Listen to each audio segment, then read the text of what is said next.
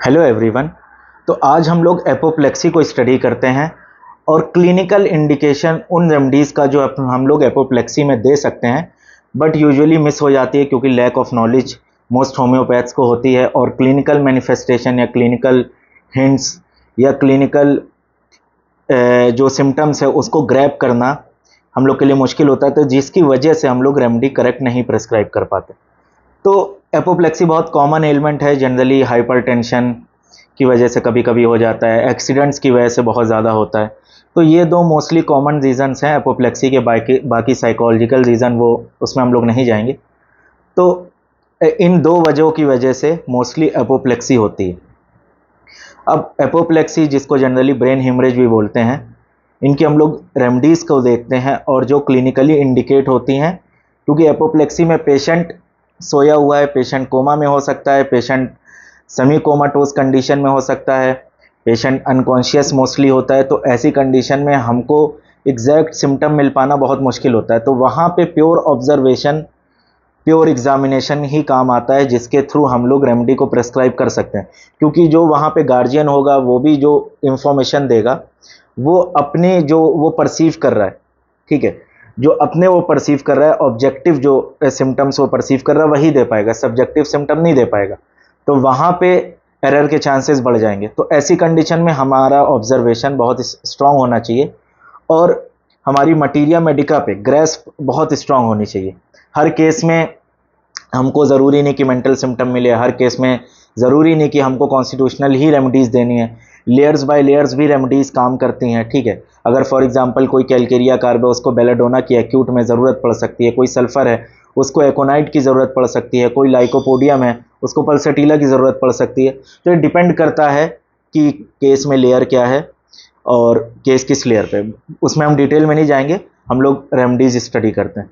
तो पहली remedy apoplexy में जो है बेलाडोना। अब बेलाडोना जनरली एपोप्लेक्सी में लोग कम यूज़ करते हैं और कम स्टडी भी होती है। मोस्टली बेलाडोना को लोग ऐसे ही बस एक्यूट की रेमडी मानते हैं। एक्यूट में तो एपोप्लेक्सी में इंडिकेट होएगी, बट जनरली एक्यूट की इन द सेंस फीवर में हो गया और पैनिक स्टार्टल्ड एंजाइटी कंडीशन में इनमें हो गया। बस बेलाडोना को जनरली लोग इसी से फियर टेरर से ही इंडिकेट करके बस लोग छोड़ देते हैं। और इसका क्लिनिक में अप्लाई कैसे करना है, बहुत रेयर केसेस में लोग इसको पैथोलॉजी में से अप्लाई करते हैं। तो बेलाडोना का एपोप्लेक्सी में जो इंडिकेशन है, सबसे पहला इंडिकेशन कि अगर एपोप्लेक्सी हो गई है बट अभी पैरालिसिस नहीं हुई है।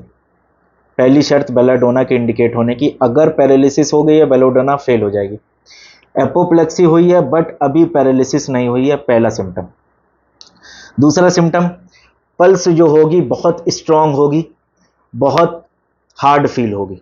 मतलब पल्स हम लोग जब उसकी चेक करेंगे पेशेंट की, पेशेंट को फॉर एग्जांपल एपोप्लेक्सी हुई है, पेशेंट हॉस्पिटलाइज है, पेशेंट अपने घर पे है, हम एग्जामिन करने गए और हमने देखा पल्स काफ़ी स्ट्रांग है, पल्स बहुत स्ट्रांग फील हो रही है और पेशेंट को अभी पैरालिसिस नहीं हुई है, पेशेंट अपने हाथ पैर मूव कर रहा है, फिंगर्स मूव कर रहा है, पेशेंट को अगर हम पिंच कर रहे हैं तो पेशेंट रिएक्शन दे रहा है, स्टिमुलस पे पूरा उसका रिएक्शन है, पैरालिसिस अभी सेट इन नहीं हुई है और पेशेंट बीच बीच में स्टार्टल्ड होके क्राई आउट कर रहा है, अचानक से उठ रहा है, स्टार्टल्ड हो रहा है और श्रीकिंग क्राई दे रहा, ठीक है, चिल्ला के रो रहा है और फिर गिर जा रहा है, ठीक है। तो ऐसी कंडीशन में जो रेमेडी इंडिकेट होगी बेलाडोना, ये फर्स्ट स्टेज रेमेडी है एपोप्लेक्सी में। मतलब अभी पैरालिसिस सेट इन नहीं हुई है, अभी पल्स स्ट्रांग है, इसका मतलब अभी हार्ट भी वेल कंडीशन में है और अभी पेशेंट का नर्वस सिस्टम भी उतना इफेक्टेड नहीं हुआ है, पेशेंट जो है स्टार्टल्ड हो रहा है, श्रीकिंग कर रहा है, क्राई आउट कर रहा है। तो ऐसी कंडीशन में जो रेमेडी हम लोग देंगे बेलाडोना। बेलाडोना के बाद की स्टेज में कौन सी रेमेडी इंडिकेट होगी एपोप्लेक्सी में, अगर पैरालिसिस अब स्टार्ट हो रही है, अभी पूरी फॉर्म नहीं हुई है, इम्पेंडिंग है, थ्रेटनिंग है। लाइक हम कैसे समझेंगे, मतलब पेशेंट का मूवमेंट हो रहा है बट स्लाइट हो रहा है, स्टिमुलस काफी देने के बाद काफ़ी स्लो रिएक्शन है, इम्पेंडिंग पैरालिसिस है और पेशेंट की फीट, दोनों पैर ठंडे हैं, पेशेंट का फेस गर्म है, रेड है, फेस गर्म है, रेड है, पैर ठंडे हैं और इम्पेंडिंग पैरालिसिस है और पेशेंट की जो पल्स है वो फीबल है और क्विक है।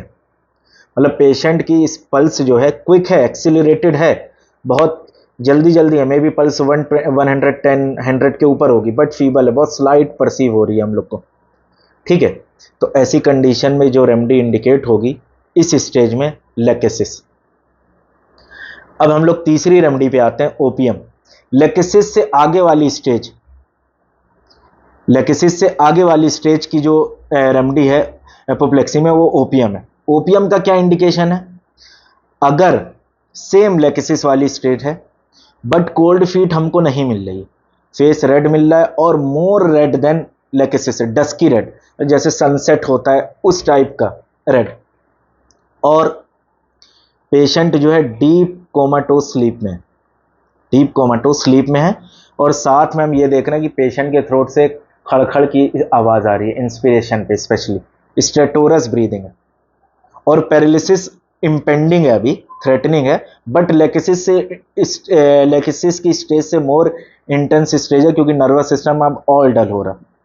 जैसे बेलाडोना से हम लोग लेक्सिस पे आए, फिर लेक्सिस से ओपीएम में हम देख रहे हैं कि काफ़ी पेशेंट जो है उसमें जो है स्लीप की टेंडेंसी ज़्यादा है, पेशेंट अनकॉन्शियस ज़्यादा हो रहा है, या ऑलमोस्ट कोमाटोस कंडीशन में, सेमी कोमाटोस कंडीशन में, तो वहाँ पे जो रेमेडी इंडिकेट होगी ओपीएम। नेक्स्ट रेमेडी हम लोग देखते हैं, ये बेलाडोना ही की स्टेज वाली है, बेलाडोना ही की स्टेज वाली है, बट यहाँ पे बेलाडोना के लाइक श्रीकिंग और नर्वसनेस या स्टार्टलिंग नहीं होगी, बट मिल सकता है, बट उतनी नहीं होगी। लेकिन यहाँ पे एक बहुत चीज़ स्ट्रांग होगी, एपोप्लेक्सी के बाद पेशेंट को कन्वल्जन आ रहा है, मतलब पल्स स्ट्रांग है, ठीक है, और कन्वल्जन आ रहा है, और पेशेंट स्टार्टल्ड कर रहा है जैसे बेलाडोना की तरह कर रहा था, बट नॉट मच, बट यहाँ पे कन्वल्जन आ रहा है। बेलाडोना में कन्वल्जन अगर आ रहा है, बेलाडोना इंडिकेट नहीं होगी, कन्वल्जन या पैरालिसिस हो गई, बेलाडोना इंडिकेट नहीं होगी। ये क्लिनिकल मैनिफेस्टेशन हम बता रहे हैं। रिपर्टरी के हिसाब से देखेंगे, मटीरिया मेडिका इतनी ब्रॉड है कि ऑल पॉसिबिलिटीज ऑफ सिम्टम मिल सकती किसी भी रेमेडी में, तो उसकी तो हम अभी बात ही नहीं कर रहे।